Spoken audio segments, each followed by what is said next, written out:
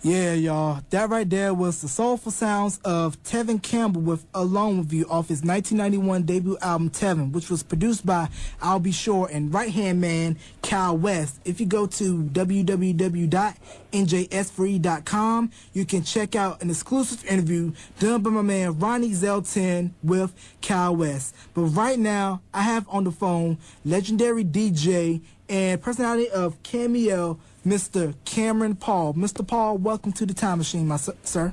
Thank you for having me on. How are you doing tonight? I'm doing real good. Real good. How you doing? I'm doing fine. It's definitely a pleasure interviewing you, somebody that's been in the business for a whole bunch of decades, and it's a real honor. Well, thank you. All right, now to start this off, when did you first fall in love with radio and the art of DJing? Oh, well, actually, when I was a kid, I used to play DJ, with real ancient prehistoric stuff. I mean, when I was a kid, there was no such thing as mixing or two turntables and a mixer, and, I used to just use some old phonograph and stop and start the tape, when I wanted to edit something, or so that's how I used to do it, as a kid. And then I just saw an ad in the paper when I was like in my late teens. I mean, this is way back. And this club was just looking for a DJ during the week, and I just answered the ad. And I had no idea what I was doing. I'd never touched two turntables in my life, or a mixer, or, I just knew I liked dance music. I used to hang out in clubs when I was a teen, and I just loved dance music. So I auditioned for the gig, and somehow I got the job. Okay. Now, explain to the people, what was that scene like back during the 70s when you were DJing at that legendary club in San Francisco when disco was real heavy?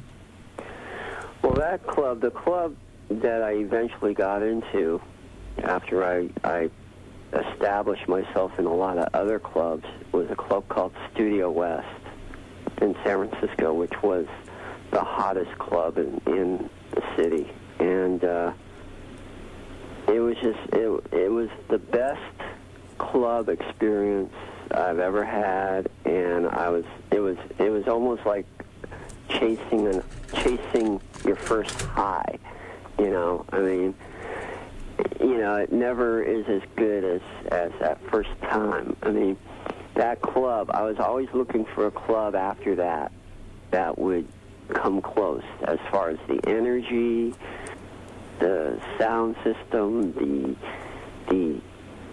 energy of the crowd, because back then in the early 80s, it was just a different scene as far as clubs were. The crowd had a different energy. They'd go till 8, 9, 10 o'clock in the morning, the next morning. And I found, as the years went by, like in the early 90s, sometimes it was hard to keep people going till 2 o'clock in the morning, let alone 6, 7, 8, 9 o'clock in the morning, because, they just wanted to hear the hits after so many years, But back then, I could play anything, and they danced to anything. It was just crazy time. So to all you youngsters out there, you thought you were partying hard after the clubs? Well, they were doing it harder than you, partying till 10, 9 o'clock the next morning, so they probably must have went to Denny's or something afterwards since they were partying that hard. So, how did you end up going over to Cameo?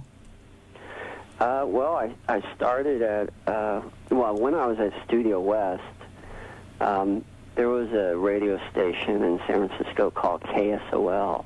It was known as K-Soul, and it started out as an urban contemporary station, playing mostly R&B. And somehow the program director, a guy named Marvin Robinson, wanted to start a noon mix show, and nonstop, uninterrupted with commercials, and this is commercial radio, so you know, that was pretty rare back then. And a friend of his knew me from Studio West, and thought I was pretty good, and she recommended me to him. And she told me, make a tape, bring it in, let him hear it, and see if he likes it. So I made a tape and brought it in, and he put it on, and when he put it on the air. He didn't even listen to it. So there was no screening, no pre-approval. He just like, hey, I like it, boom, we're putting it on right there. Yeah, he didn't even listen to the beginning. He just started playing it on the air. Wow. And that's a rarity, people, because rarely does that happen. Oh, it never happens anymore. I mean, you got to pass a playlist through 10 committees before you get a mix on the air these days. Okay, now to all the newbies out there that want to get into what I'm doing, since I'm doing college radio, break it down to the people that how commercial radio was then and how you feel about it now. Well, then, I mean, I could do anything I wanted. I could play anything I wanted. I mean, within the dance music genre, I mean, dance music, R&B, and I could even throw in a little, you know, what was called rock of the 80s or new wave back then. Once in a while I could slip something in if it was mainstream. Mm-hmm. But no one looking over my shoulder. I recorded all my mixes at my home studio. One of the things that program directors and what they liked about me is I had a good ear for what was happening in the clubs, because I played in the clubs, and I knew what would hit good in a club. I knew what people would respond to. So if I played a record in the club and got a great response to it, I knew I could play it on the radio, and people would like it, people would request it. And that's what ended up happening with a lot of records. I'd break them on my show, and eventually, with all the response after playing it a few times on my show, they would eventually add those songs to their playlist. Mm-hmm. And so it was very exciting. And back then there was so much good stuff. You know, I get a couple hundred new records a week. I mean, and maybe getting 10 real hot records out of those couple hundred was good. And I'd get them right on the mix and no problems, and it was just fun and exciting, and just the energy of radio. You know, people couldn't wait to tune into that noon mix, and then it would be repeated that night at 8. People couldn't wait to hear it. You know, it was just like no one had heard this stuff before.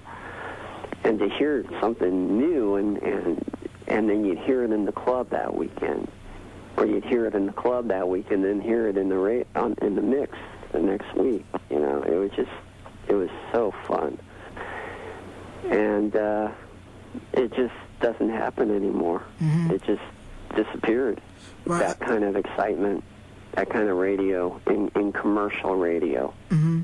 Definitely, because I think it was the Telecommunications Act of 96. I think that was when they lifted, when they said how many stations you can own in a market. Exactly. Before that act, there was competition in every market. Every station had to one-up the other to get ratings. Mm-hmm.